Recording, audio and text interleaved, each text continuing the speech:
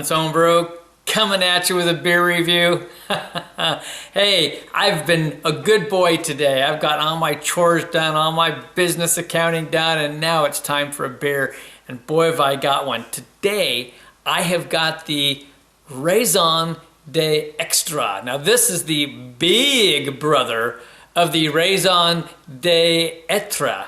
And if that's how you pronounce it. That one's merely an 8% ABV. This one runs in the 15 to 18% range. They're never sure. I hear that this is more like towards that 18 side. Some have said it's 18.5 this year. So it's a big boy.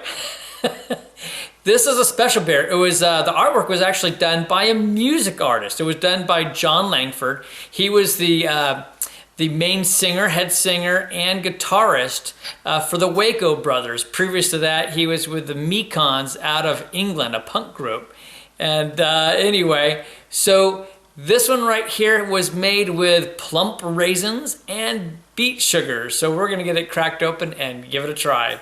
All right, I'll show a little bit of that pour. This was designed to be a great accompaniment to a really good steak. So we'll see. The beet sugars give it some red tones, supposedly. This would actually be, according to the brewery, is a Belgian style brown ale. Some call it a Belgian strong dark ale for obvious reasons. So let's get the nose on this. Okay, wow, that's interesting. Very sweet up front. You get that sweetness and you get the raisins. Right away, you get the raisins on there. The booziness is there, but not overdone for me by any means. And then you really get that Belgian yeast. And it makes me think of a Belgian double, not like a Belgian quad. And the reason I said double, because in the doubles, you get more of those esters from the yeast itself. And I get a lot more of that type of a scent, like from a double, even though this is like a higher range alcohol than most quads. So very interesting indeed. We're going to go ahead and jump into the taste. Cheers.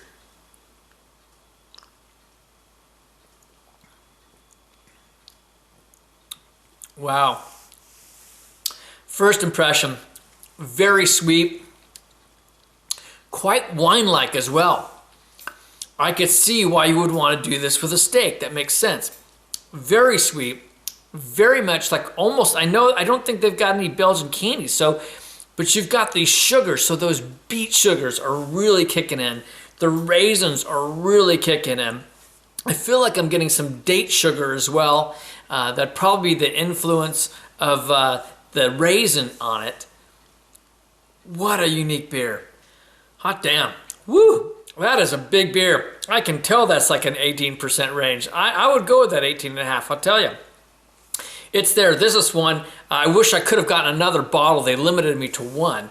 And this is one that, oh man, this could have sat down for years. Truly, it could have. It does have a hint of a taste like a port.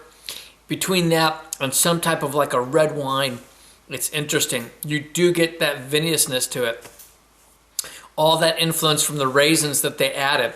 But that sweetness from the beets is amazing. It's just, you know, you almost think a little bit of the candy sugar, but I can actually taste that beet taste, beet sugars. I like beets actually.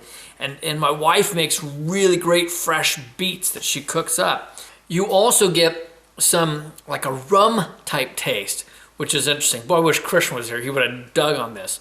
You definitely get some rum flavors on there. You get some toffee on that. You get some caramel going on. A little bit of brown sugar. A little bit of breadiness, some brown bread on there. This is so out there, huge. I really do wish I had another one set aside. I'm going to take a little time with this. I'm going to enjoy it, and I'll come back with some final thoughts and numbers. Oh, have I been enjoying this. This is quite something. This is like Avery's Rumkin. You know, it's in that kind of a category. It doesn't have any rum in it, but there's something about the addition of all the raisin on there, so that rum raisin paradigm there, along with the beet sugars, is very unique, very different. And it's high octane. You know the alcohol's there, but it's surprisingly smooth for being so big. I can't imagine what 4 years might do to this, and this is something that could hold up to that. I really do think so. I think because the fact that they've used the beet sugars and the raisins, that some of that fruit might hold on, into the taste. In terms of like the body and the mouthfeel, it is a full mouthfeel. There's no question about that. But the carbonation is a moderate carbonation, but it's there. I mean, I found myself belching with this. It doesn't look like it has much. You're not really seeing any lacing. There might be a slight bit of legs coming down, kind of like a fine wine or alcohol, which it kind of is.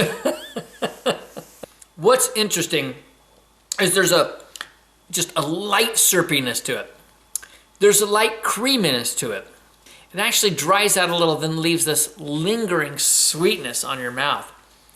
It's kind of like an aperitif. It's something that you could just sip for a long time. And if that's your thing, to sip like a brandy or something big, boy, you would do well to sip this for a long time. So we're going to get into ratings. So first, you really can't call it a Belgian style brown per se, especially any browns out there would be way below the 10% mark, and this being in that 18% range.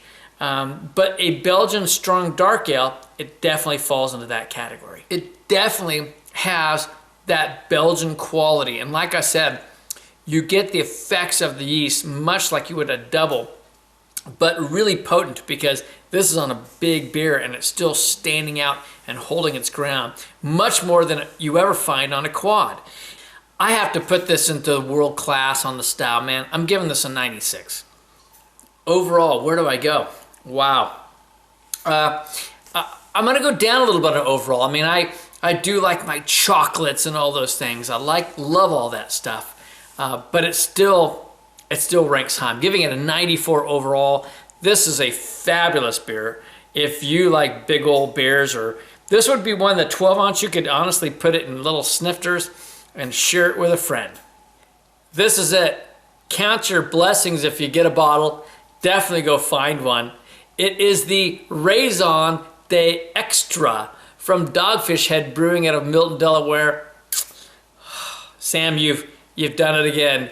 This is Kevin from Clements Homebrew saying life's too short to drink cheap beer, and I'll see you in the next beer review. If you're not a big booze hound, you might not enjoy this so much, but for me, man, I'm just loving this. And I'm considering it more like a liqueur. I mean, this is like an aperitif. I mean, you could sit and sip this for hours. Unfortunately for me, I don't tend to sip. I drink fast. So, but I'm enjoying it. That was really bad to say.